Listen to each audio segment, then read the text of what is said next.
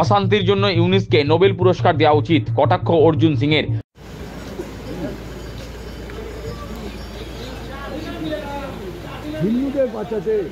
অশান্তির জন্য ইউনিসকে নোবেল পুরস্কার দেওয়া উচিত। সোমবার ভারত বাংলাদেশ পেট্রোপোল সীমান্তে প্রতিবাদ সভায় যোগ দেওয়ার আগে জগদ্দলের মজদুর ভবনে দাঁড়িয়ে প্রাক্তন সাংসদ অর্জুন সিং বলেন, শান্তির জন্য ইউনিস নোবেল পুরস্কার পেয়েছিলেন, এবার ওনাকে অশান্তির জন্য নোবেল পুরস্কার দেওয়া হোক।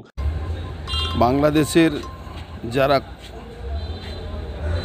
ইউনুস সরকার আছেন তিনি শান্তি নোবেল পুরস্কার পেয়েছেন, আবার অশান্তি নোবেল পুরস্কার ওনাকে দেওয়া উচিত আমার মনে হচ্ছে। তার অভিযোগ, ওপার বাংলায় হিন্দু নিধন চলছে।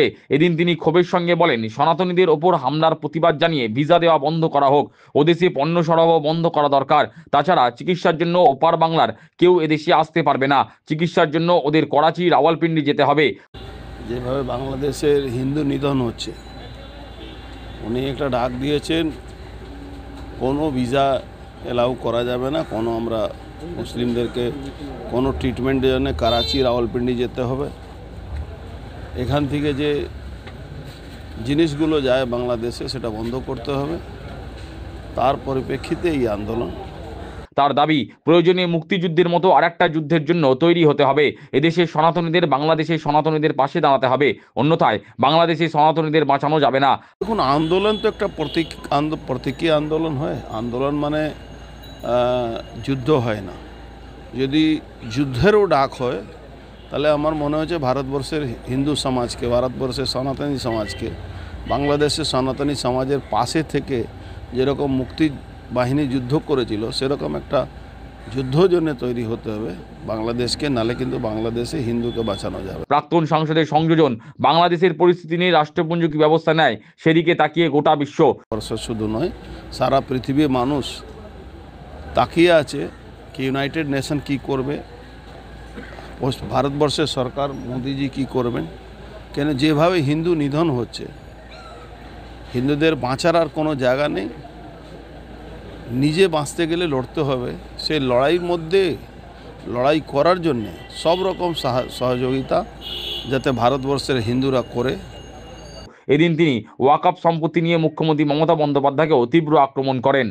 রাজ্যে শাসক দলের তো ঘৃণা হয় এখনও বাংলার সনাতন হিন্দুরা কি করে রাজ্য সরকারের সঙ্গে আছে, যার একজন দায়িত্বপূর্ণ এমপি কল্যাণ ব্যানার্জি, তিনি সব রকম কোর্টে মামলাও করেন। তিনি কালকে দুদিন আগে বলেছেন কি 25 জন নামাজ পড়লে সেই রাস্তা নাকি মুসলমানদের ওয়াকফ বোর্ডে হয়ে যাবে।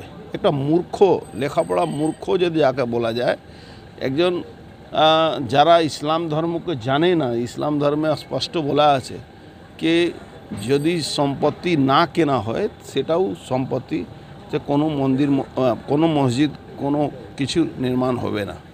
সেখানে উনি 25 জন রাস্তায় নামাজ পড়লে উনি মুসলমানদেরকে দিয়ে দেবেন, ওয়াকফ বোর্ডকে দিয়ে দেবেন।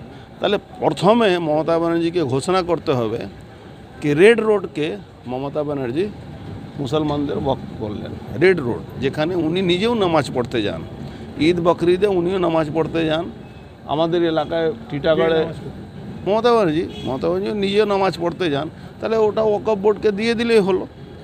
আমাদের টিটাগড়ে বিটি রোডকে রাস্তার উপরে বসে ঈদ বকরিদে নামাজ পড়া হয়, সেখানে ওয়াকফ বোর্ডকে দিয়ে দিলেই হবে। মমতা ব্যানার্জি তো নিজেও নামাজ পড়ছেন আর সমস্ত সনাতনী ধর্মের মানুষকে চাইছেন কি ওরাও নামাজ পড়ুক।